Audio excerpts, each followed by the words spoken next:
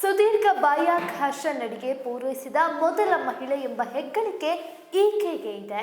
ಮೊದಲ ಮಹಿಳಾ ಗಗನಯಾತ್ರಿ ಎಂಬ ಹೆಗ್ಗಳಿಕೆಗೆ ಪಾತ್ರರಾಗಿದ್ದ ಭಾರತ ಮೂಲದ ಸುನಿತಾ ವಿಲಿಯಮ್ಸ್ ನಾಸಾದಿಂದ ನಿವೃತ್ತಿಯಾಗಿದ್ದಾರೆ.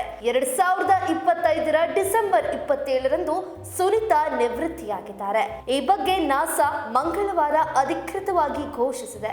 ಇದರೊಂದಿಗೆ 27 ವರ್ಷಗಳ ಸುದೀರ್ಘ ಜರ್ನಿಗೆ ಗುಡ್ ಬೈ ತಿಳಿಸಿದ್ದಾರೆ.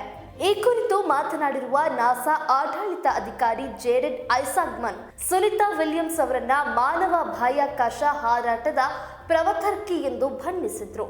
ವಿಜ್ಞಾನ ಮತ್ತು ತಂತ್ರಜ್ಞಾನಕ್ಕೆ ಸುನಿತಾ ಅವರು ನೀಡಿದ ಕೊಡುಗೆಗಳು ಅಪಾರ.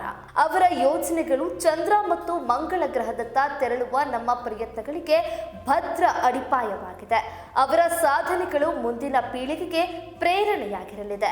ನಾಸಾ ಮತ್ತು ನಮ್ಮ ರಾಷ್ಟ್ರಕ್ಕೆ ಸುನಿತಾ ಅವರು ನೀಡಿದ ಗಣನೀಯ ಸೇವೆಗೆ ಧನ್ಯವಾದಗಳು ಎಂದು ಶ್ಲಾಘಿಸಿದ್ದಾರೆ. 1998ರಲ್ಲಿ ನಾಸಾಗೆ ಅಧಿಕೃತವಾಗಿ ಸುನಿತಾ ವಿಲಿಯಮ್ಸ್ ಆಯ್ಕೆಯಾಗಿರ್ತಾರೆ. ಅವರು 3 ಮಿಷನ್ಗಳಲ್ಲಿ ಒಟ್ಟು 608 ದಿನಗಳ ಕಾರ್ಯಾಚರಣೆ ನಡೆಸಿದ್ದಾರೆ. ಗಗನಯಾತ್ರಿ ಬುಚ್ ವಿಲ್ಮೋರ್ ಜೊತೆಗೆ 286 ದಿನಗಳ ಪ್ರಯಾಣ ಅತಿ ಉದ್ದದ ಬಾಹ್ಯಾಕಾಶ ಯಾನವಾಗಿದೆ. 8 ದಿನಗಳ ಮಿಷನ್ಗಾಗಿ ತೆರಳಿದ್ದ ಸುನಿತಾ 286 ದಿನಗಳ ಬಾಹ್ಯಾಕಾಶದಲ್ಲಿ ಕಳೆದಿದ್ದಾರೆ. ಬೋಯಿಂಗ್ ಸ್ಟಾರ್ ಲೈನರ್ ಕ್ಯಾಪ್ಸೂಲ್ಸ್ನಲ್ಲಿ ಬಾಹ್ಯಾಕಾಶಕ್ಕೆ ತೆರಳಿದ್ದ ಸುನಿತಾ 68 ಗಂಟೆ 6 ನಿಮಿಷಗಳ ಕಾಲ ಬಾಹ್ಯಾಕಾಶ ನಡಿಗೆ ಪೂರೈಸಿದ್ದಾರೆ. ಈ ಮೂಲಕ ಸುದೀರ್ಘ ಬಾಹ್ಯಾಕಾಶ ನಡಿಗೆ ಪೂರೈಸಿದ ಮೊದಲ ಮಹಿಳಾ ಗಗನಯಾತ್ರಿ ಎಂಬ ಹೆಗ್ಗಳಿಕೆಗೂ ಪಾತ್ರರಾಗಿದ್ದಾರೆ. ವಿಲಿಯಮ್ಸ್ ಮತ್ತು ವಿಲ್ಮೋರ್ ತಮ್ಮ ಕಾರ್ಯಾಚರಣೆಯ ಸಮಯದಲ್ಲಿ 12,13,47,491 ಮೈಲುಗಳು ಪ್ರಯಾಣ ಮಾಡಿದ್ದಾರೆ.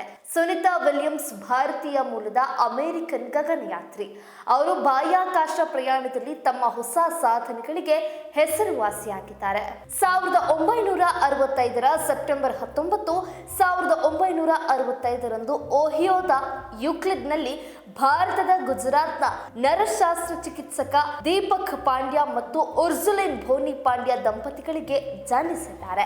ಅವರು 2006ರಲ್ಲಿ ತಮ್ಮ ಮೊದಲ ಬಾಹ್ಯಾಕಾಶ ನಡಿಗೆ ಪ್ರಯಾಣಿಸಿದ್ದಾರೆ. 2012ರಲ್ಲಿ ಜುಲೈನಲ್ಲಿ 2ನೇ ಮಿಷನ್ ಅಲ್ಲಿ ಕಜಕಿಸ್ತಾನ್ನಿಂದ ಎಕ್ಸ್ಪೆಡಿಷನ್ 32/33ರಲ್ಲಿ ಭಾಗಿಯಾಗ್ತಾರೆ. ಬಳಿಕ ಬಾಹ್ಯಾಕಾಶ ನಿಲ್ದಾಣದ ಕಮಾಂಡರ್ ಆಗಿ ತಮ್ಮ ಸೇವೆ ಸಲ್ಲಿಸಿದ್ದಾರೆ.